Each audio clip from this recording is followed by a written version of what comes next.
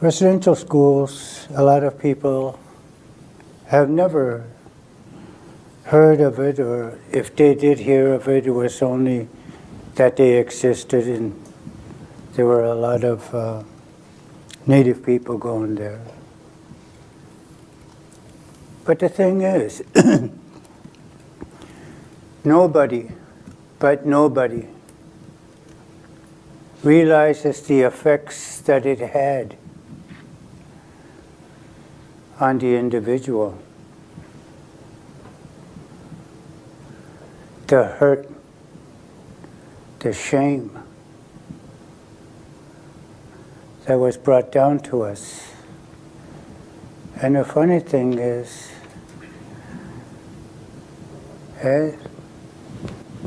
we as children, when we went there, were Catholics, believing that the priests and the nuns could not do any wrong because they worked for God. Well, I went. I had no choice, but I went. And the best way I can describe a residential school, the ongoings, is to tell you what I went through.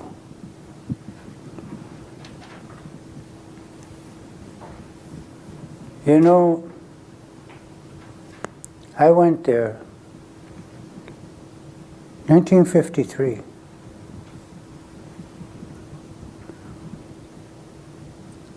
Before I went there, I lived with my grandparents.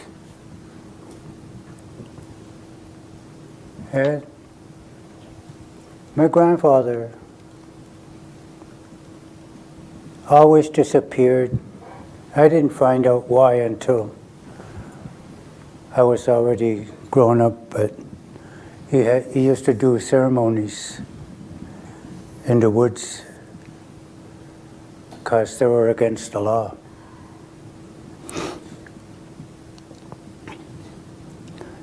So the Indian agent seen fit that I go to residential school. And these residential schools were brought into being between the churches and the government, trying to assimilate a people. And what better way to assimilate the people than is to start with the children. You know, I had never been hit at all when I lived with my grandparents. As a matter of fact, the first time I ever got hit was after I got into residential school.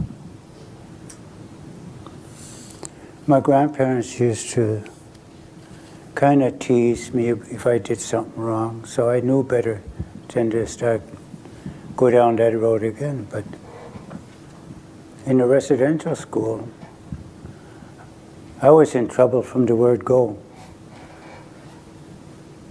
because I couldn't speak a word of English. And when I went there, I learned English pretty fast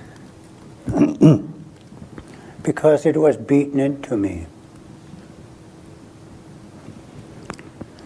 I knew how to speak English within 6 months. You know,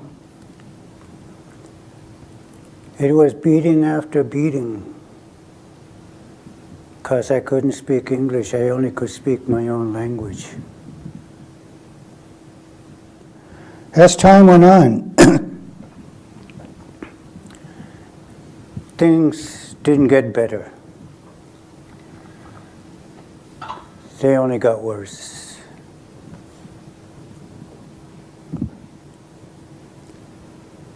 You know, summertime.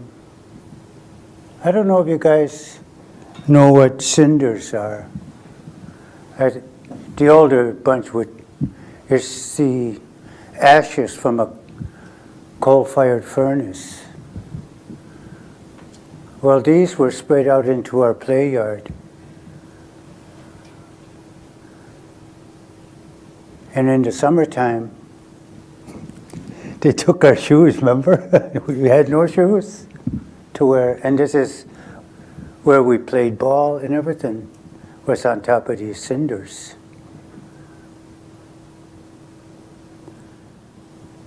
If you couldn't knit, you were just plainly out of luck in wintertime, because you had to knit your own mittens, socks, scarf. Unless you had an older brother there that knew how to knit, then he would make them for you. But with me, my older brother had gone home already. So I had actually nobody to turn to. I had my sister across on the other side, but I wasn't allowed to speak to her at all. It was approximately my second year there. Nighttime. It was still daylight, really, when they put us to bed. We were little kids. You know, I woke up one night because I wasn't alone.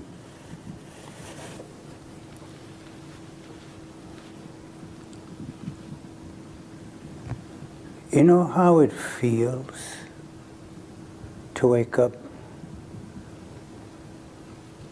and not be alone in that bed when you're supposed to be?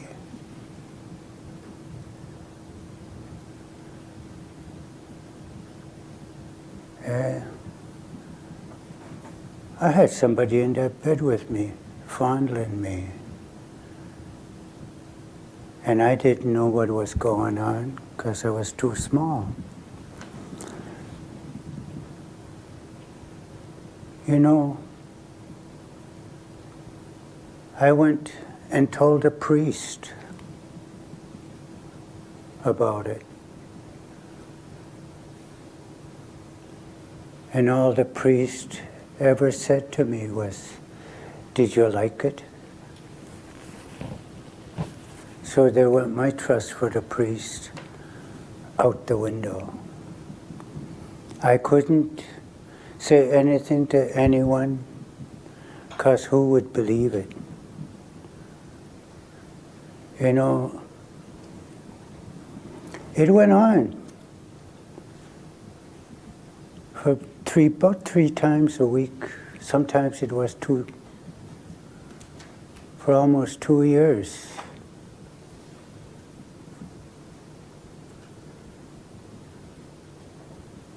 Finally, when I couldn't actually take it anymore, I started running away from the school.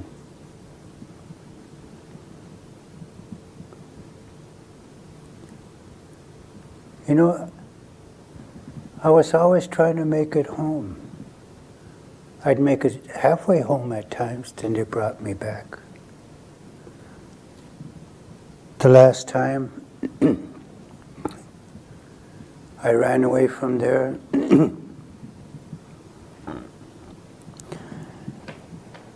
was in 1957, August. I just got on this side of Truro, and DRCMP brought me back. When they brought me inside that school, I started shaking because I knew what was going to happen. All the sexual abuse that I've been going through would start over again. But the thing is, when they got me inside the school, I was locked up in a little, what they called the dungeon. What it was is a little cupboard, and there was nothing in there but soap. I don't know if any of you has ever seen that yellow soap. Lye. What was it? Lye. Yeah, that lye soap, but it was big bars. It's about the color of that drum. That's all that was in there. They used to bring me out at mealtime. I'd stand there, watch all the other kids eat. And then, after the kids were taken out of the dining room, I was put back into that little room. I spent 4 days in there. You know, at the end of 4 days, in a dusty little cubby hole, you come out kind of black, dirty, and hungry, you know. But to my surprise, when they took me out, they didn't feed me. All the nun said was, "Come on, you got to get cleaned up."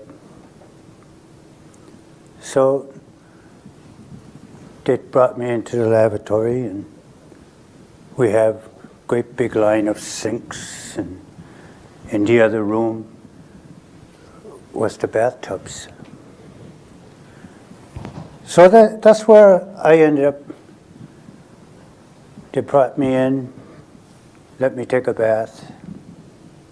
I come out from the bathtub and was going to get dressed. The nun says, no. He says, "Not yet. The Father wants to see you." Which was okay. You know, the priest came in all right. And in his hand, he had a strap. And the strap, I don't know if you guys ever been to a barber shop and they got those straps for sharpening razors. It was a strap like that.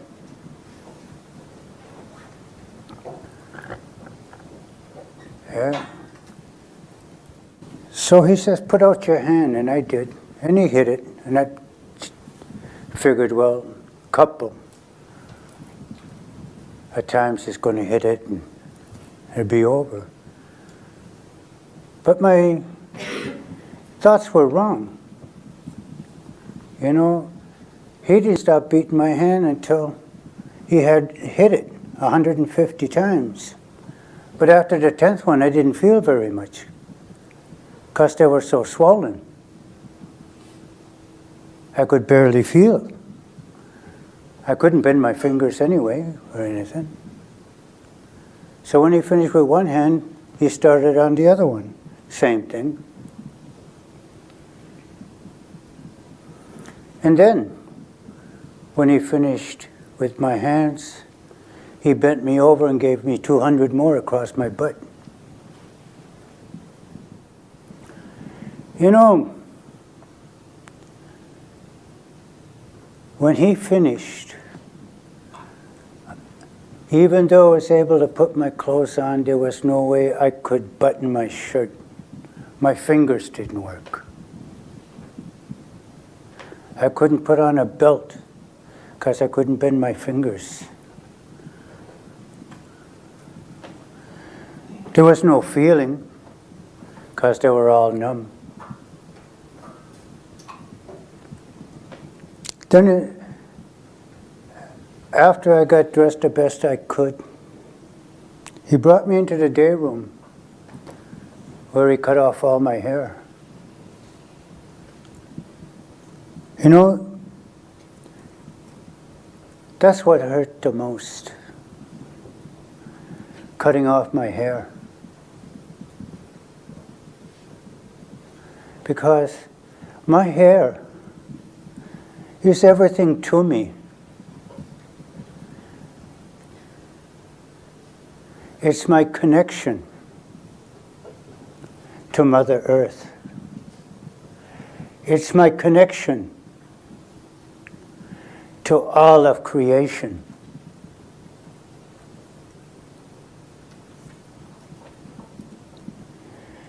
You know, there is something I had learned from that residential school, and I brought it home with me. It was hate. Pure hate.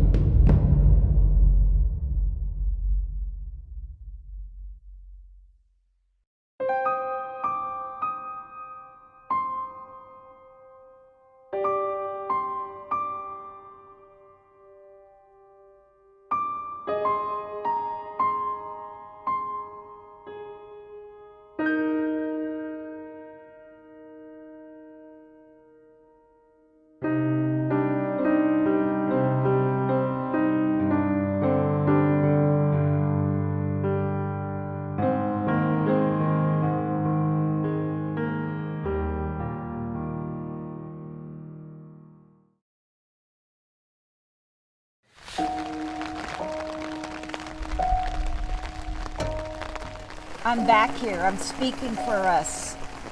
We didn't lose. And we're not lost. We're not lost anymore. When the Shubenacadie Residential School in Nova Scotia shut down in 1967, Debbie Paul was the last Mi'kmaq student to leave. This picture was taken and was supposed to be given to my mother to say that she's all right. Debbie is 12 years old in this photo. Her life was about to take an incredible turn. They took me. They took me without permission.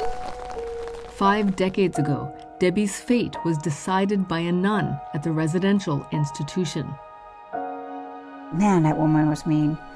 Strict, very strict. Sister Gilberta, her real name was Eleanor Keller, a nun since the 1940s, listed as disciplinarian of girls. We were singing, you know, 1 little, 2 little, 3 little Indians. Actually, she called us savages, and she should have written there 1 little, 2 little, 3 little savages. Sister Gilberta also directed the choir, and Debbie had musical talent. Debbie Paul won high praise for her vocal solo, noted in the records of the Sisters of Charity. Instead of me going back to the reserve, she thought that I should live with her brother and his wife out in Rockland, Mass, to continue my music. When the Shubenacadie institution closed, Sister Gilberta snuck the 12-year-old out of the country without telling her family. Debbie was then abandoned with the nun's brother and his wife, John and Mary Wentworth, in Rockland, Massachusetts. What would you call, like what she did in terms of taking you and putting you on a plane and bringing you to Rockland, what do you call it? Theft. Theft. Debbie went from the trauma of residential school to what's known as the Sixties Scoop, a practice of removing Indigenous kids from their families and cultures and putting them in foster care or up for adoption. 2 years ago, she filed a claim for compensation from Canada. I think I deserve it, to live the end of my life, because I went through hell. Her claim was officially rejected. Debbie appealed. Please send us more information on the length of time and location of your placement. I did that, and I have no proof, none, no records. They have no records. Going to Rockland, Massachusetts, checking the town records, doing all that, that's my paperwork. First stop, the town library. We've requested a property search for 1968 to find the Wentworths. Go to Myrtle Street. Here they are at 104. John D. Wentworth, 104. There, in black and white, John and Mary Wentworth. An important confirmation of what Debbie has said all along. But Debbie's painful memories are fresh. He said not to say anything, but that's part of my chores. Ironing, cleaning, and letting this man feel me up, I guess you can call it. I was 12 years old. Those were my chores. What does it do 5 decades later for you to stand here and look at the house? It helps to heal, to face it, not to be scared of it, to face it, to look at it and look at it in the face and says, yeah, I faced it today. Oh my God, I got my school records. Let's see. Finally, proof she was under the guardianship of John Wentworth. For Debbie, this is validation. This proves everything. This little piece of paper.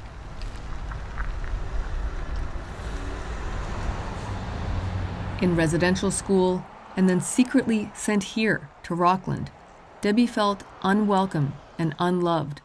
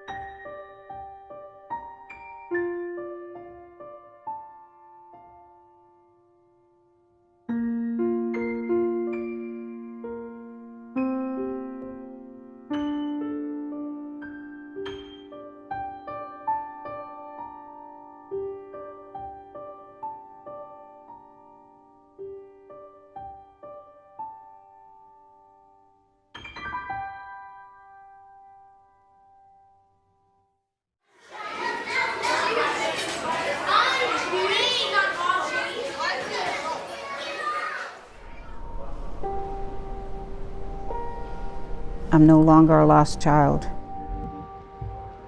All what I went through, all the abuses, and I'm here today. I matter. Every child matters. Put an individual name on it. You matter. Every child is everybody. But you take it and you say, I matter. My life, I matter. That's what I'm taking home. I mattered.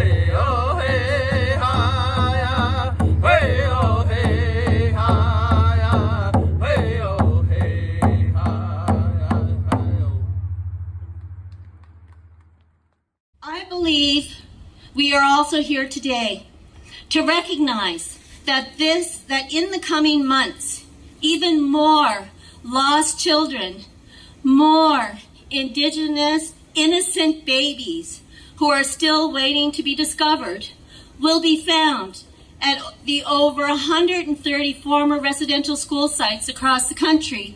So this is just the beginning. He created a legacy. They didn't kill my father's Indian in him because it lives in me. I'm not a survivor. I'm a descendant, and I am the Indian problem. We support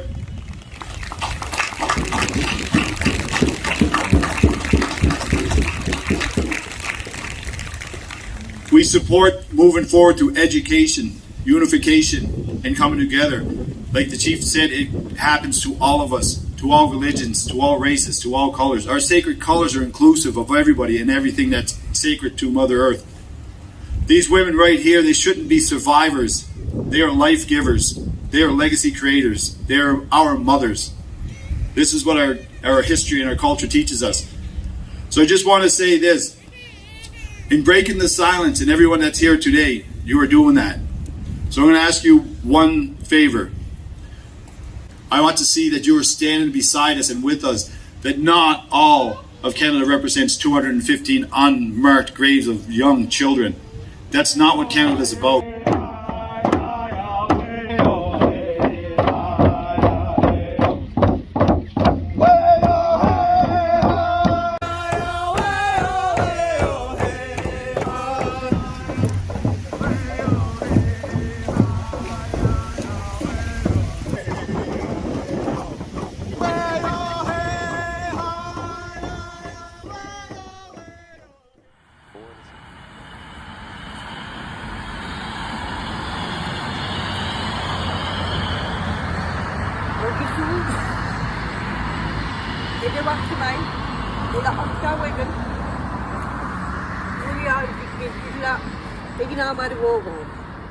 Als het met zo, nu je gedaan maar zo'n kideel, nu je gedaan moet deel. Hoe laat ik kan, dan de loop kidit, afval kies ik gedaan maar zo'n tino, kideel liegen ik zit kan niet aan. Creator, bless this flag and all the people associated, and bless all our educators and our children, so that we can open up our eyes and our mouths and our ears and bless this flag so it will fly high and mighty and proud for the betterment of all our people, since we are all treaty people. So be it and be it.